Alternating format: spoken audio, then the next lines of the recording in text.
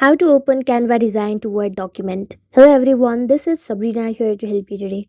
So without any further ado, let's get right into the video. First, launch your Canva application. Unfortunately, Canva does not allow you to open their design in Word document.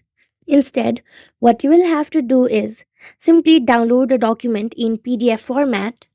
After downloading, go to your preferred browser and then search for I love PDF. Now convert that PDF into Word using this web.